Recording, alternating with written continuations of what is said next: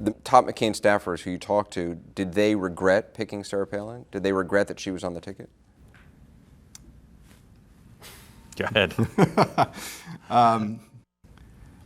I think there's a lot of rationalization about it in retrospect. I mean, they all look back and they recognize what a difficult position he was in. You'll hear people like Steve Schmidt, Rick Davis, they will say, it was the most difficult environment that a Republican had run in for a very long time. I mean, you can't imagine the degree of pessimism throughout the entire McCain campaign from the very beginning. And you saw it throughout. The various things that the campaign did that were sort of stunt-like, whether it was some of the advertising they ran against Obama, when McCain later suspended his campaign. These were all kind of these wild gambits because they recognized that unless they did something to change the frame and to change the dynamic, that he was destined to lose. He was going to be outspent. It was a Democratic year, and so on. So they all look back now and they think, we had to do something dramatic.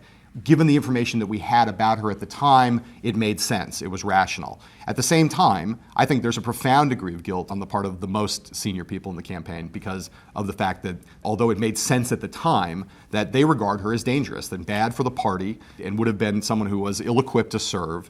And they look back and think, were there questions we should have asked? Was there a better way to us? We should have known more than we did know at the time. So yeah, and I think a lot of them will go to their graves in some sense realizing that they did something that was irresponsible.